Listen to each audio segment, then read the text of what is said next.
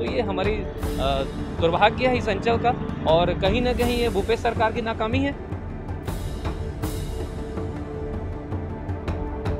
सुबह भी भारी वाहन सारंगढ़ के बीच से होकर गुजरते हैं, दोपहर भी गुजरते हैं और रात भी गुजरते हैं, और आम जनों को बहुत ज़्यादा तकलीफदायक स्थिति का सामना करना पड़ता है। सारंगढ़ जिला बनने आज लगभग 1 साल हो गए, लेकिन यहाँ पर जो ट्रैफिक की व्यवस्था है वो सुचारू रूप से जारी नहीं हो पाई है। यहाँ पर आज भी आप देख सकते हैं जो शहर में बहुत ही तेज़ रफ्तार से जो ओवरलोड गाड़ियाँ हैं वो पार होती हैं और लोग सड़क हादसों का शिकार भी हो रहे हैं। और आप देख सकते हैं मेरे पीछे ये कल रात की घटना है, जहाँ पर एक जो ट्रक है जिसमें बहुत ज़्यादा गिट्टी लोड है और वो सीधा आकर डिवाइडर में घुसा दिया है। जान माल की कोई आहत तो नहीं हुई है, लेकिन ये एक बड़ा विषय है कि ये जो घटनाएं हैं यहाँ पर सारंगढ़ बंद नहीं हो रही हैं, और इसके बाद भी जो प्रशासन है, स्थानीय प्रशासन, वो किसी प्रकार से कोई ध्यान नहीं दे रहे हैं। आइए हमारे साथ कुछ लोग हैं यहाँ पर, उससे बात करते हैं कि क्या यहाँ पर ट्रैफिक व्यवस्था की क्या स्थिति है। क्या स्थिति भी यहाँ पर ट्रैफिक व्यवस्था की?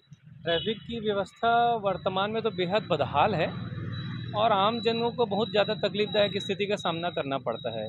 चूँकि 3 सितंबर 2022 को जिला निर्माण हुआ, तो हमें आशा थी कि सारंगढ़ के जो तीनों जो मुख्य मार्ग हैं, कहीं ना कहीं उसमें ट्रैफिक व्यवस्था दुरुस्त होगी, ट्रैफिक पुलिस परमानेंट यहाँ बैठा रहेगा, किंतु ऐसा नहीं हुआ।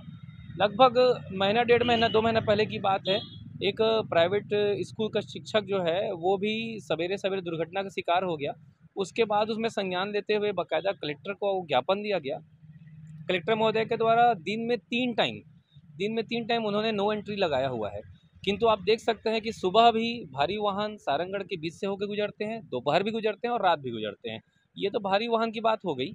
उसके अलावा भी आप देखें तो यहाँ से होकर के बड़े बड़े डंपर गुजरते हैं जो डस्ट लेके जाते हैं, और उस डस्ट में बाकायदा आप देखेंगे तिरपाल नहीं लगा रहता है, जिसकी वजह से रोजाना दुर्घटनाएं हो रही हैं। उस ऊपर से जो स्वास्थ्य पर जो दुष्प्रभाव हो रहा है वो तो है ही। तो ट्रैफिक व्यवस्था यहाँ पूरी तरह से बदहाल है। यहाँ पुलिस जो तंत्र है, जो ट्रैफिक तंत्र है, आप देख सकते हैं अभी नवरात्रि का समय चल रहा है, अभी रोज़ कुछ ना कुछ बड़े बड़े आयोजन हो रहे हैं, एक पुलिस वाला नज़र नहीं आता उनकी व्यवस्था के लिए। तो ये हमारी दुर्भाग्य है इस अंचल का, और कहीं ना कहीं ये भूपेश सरकार की नाकामी है। जिला बना दिया, लेकिन जिला के लायक उन्होंने ना किसी भी प्रकार की कोई सुविधा नहीं दी है, इसीलिए यहाँ पर हम लोग बदतर स्थिति में जी रहे हैं। एक चीज़ और देखा गया है, जो शहर है, शहर से देखा जाता है कि जो बड़ी बड़ी वाहन है, ओवरलोड वाहन है, वो बहुत तेज़ रफ्तार से गुजरती है। ऐसा लगता है कि ये शहर नहीं है बल्कि ये कोई नेशनल हाईवे है। क्या कहना चाहेंगे इस पर आप? बिल्कुल बेलगाम है, और यहाँ पर मिनिमम स्पीड और मैक्सिमम स्पीड जैसी कोई भी चीज़ें नहीं है। आदमी अपने मनमानी स्पीड में गुजर रहा है, और उसी का आप यहाँ परिणाम देख सकते हैं कि डिवाइडर के ऊपर जब गाड़ी घुसी है तो लगभग आधी गाड़ी डिवाइडर के ऊपर घुस चुकी है। वो तो भाग्य है कि वहाँ उसने किसी व्यक्ति को अपने चपेट में नहीं लिया, अन्यथा बड़ी घटना घट सकती थी।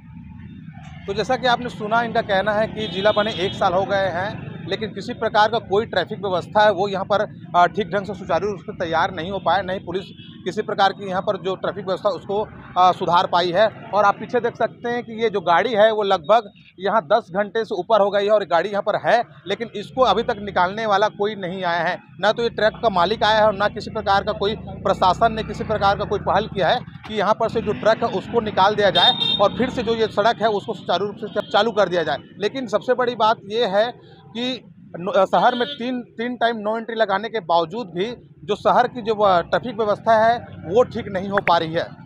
सारंगढ़ से IBC 24 न्यूज़ के लिए मेघनाथ भारती की रिपोर्ट।